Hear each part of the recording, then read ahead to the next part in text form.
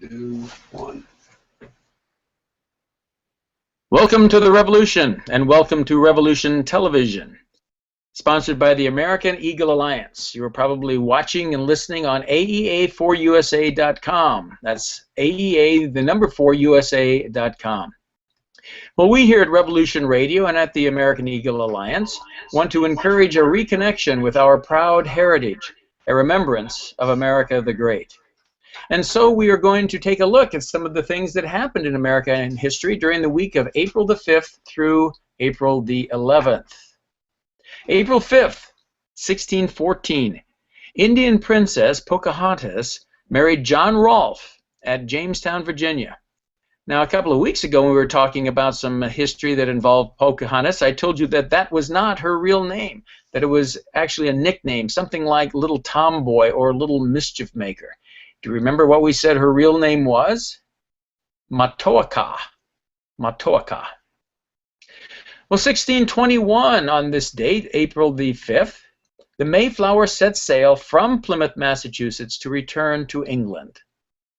1792, President George Washington cast the first presidential veto, rejecting a bill to apportion representatives among the states.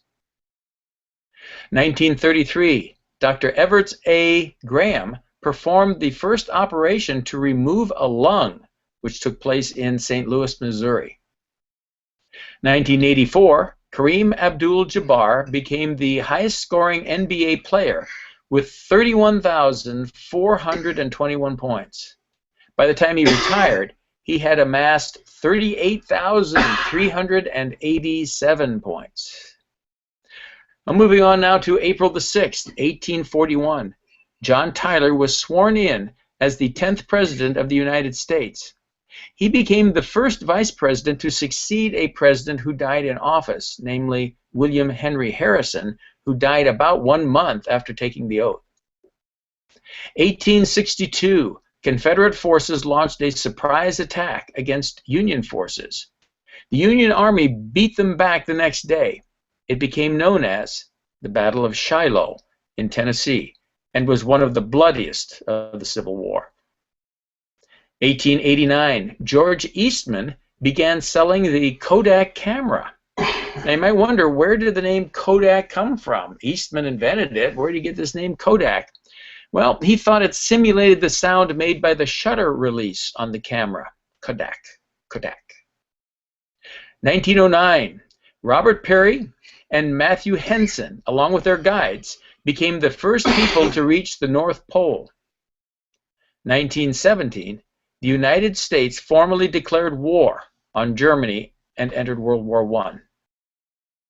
1938, researcher Roy Plunkett accidentally discovered polytetrafluoroethylene. Now, what do you know it as? Teflon. It's got a mouthful too. Not Teflon, the other one. April 7th, 1862, Union forces under the command of Ulysses S. Grant defeated the Confederates at the Battle of Shiloh that we just mentioned a minute ago. Now here's your trivia question for today. What does the S in Ulysses S. Grant stand for? Simpson.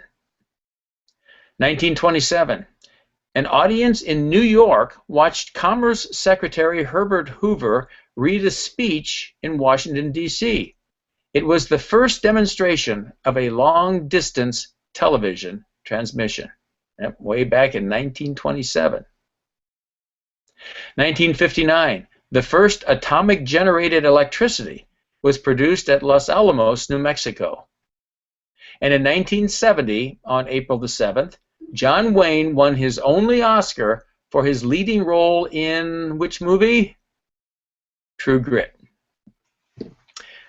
April the 8th, 1913, the 17th Amendment was ratified. It required that U.S. senators be elected by direct popular vote instead of apportionment by state legislatures. 1952, President Truman ordered the seizure of the nation's steel mills to avert a strike. The Supreme Court later ruled the seizure illegal. Doesn't it seem strange then that President Obama's seizure of the healthcare industry should be ruled legal? Well, in 1974, Babe Ruth's lifetime home run record was broken by Hank Aaron when he parked his 715th four-bagger. 1975, Frank Robinson made his debut as the first black manager of a Major League Baseball team. You know which team it was? Cleveland Indians. April 9th, 1682, Sieur de la Salle claimed the Mississippi River Valley for France. 1865, General Robert E. Lee surrendered his Confederate Army to General Ulysses S. Grant at a farmhouse in Appomattox Courthouse, Virginia. The formal surrender took place 3 days later, but for all practical purposes, this event ended the Civil War. Well, we mentioned General Grant's middle initial a little bit ago. I suppose we should give General Lee equal play here. What does the E in Robert E. Lee stand for? Edward. Robert Edward Lee. Moving on now, 1942, in the tale of another defeated army, this time consisting of Americans and Filipinos, starving defenders of the Bataan Peninsula, who surrendered on April 9th to the Japanese. The infamous Bataan Death March soon followed. And ironically, still another tale of another vanquished army. 2003, Iraqi and American soldiers in Baghdad celebrated the fall of Saddam Hussein by toppling a huge statue of the dictator.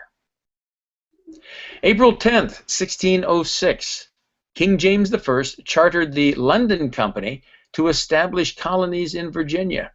A little over a year later, 3 ships carrying explorers and investors landed in what came to be known as Jamestown, the first permanent English settlement in America. 1781, Andrew Jackson was part of a Patriot militia that was ambushed by the British in North Carolina. He would later become the 7th President of the United States. 1790, President George Washington signed into law the first United States Patent Act.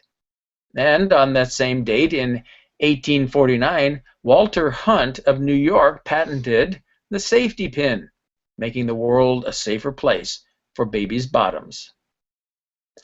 1942, the Japanese initiated the brutal 90-mile Bataan Death March, delivering American and Filipino soldiers to POW camps. And if I may be indulged a bit of personal history, 10 April 1970, at the age of 18, I signed the papers that officially made me a member of the United States Marine Corps.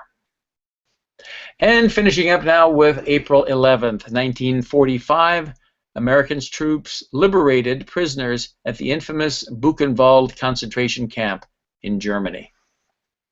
1947, Jackie Robinson became the first professional African-American Major League Baseball player when he appeared in an exhibition game with the Brooklyn Dodgers. 1951, President Truman relieved General Douglas MacArthur of his command in the Korean War when MacArthur publicly criticized Truman's war policies. In 1970, the ill-fated Apollo 13 blasted off from Cape Kennedy, later renamed Cape Canaveral, carrying astronauts James Lovell, Fred Haise, and Jack Swigert. And that is This Week in American History, proudly brought to you by the American Eagle Alliance.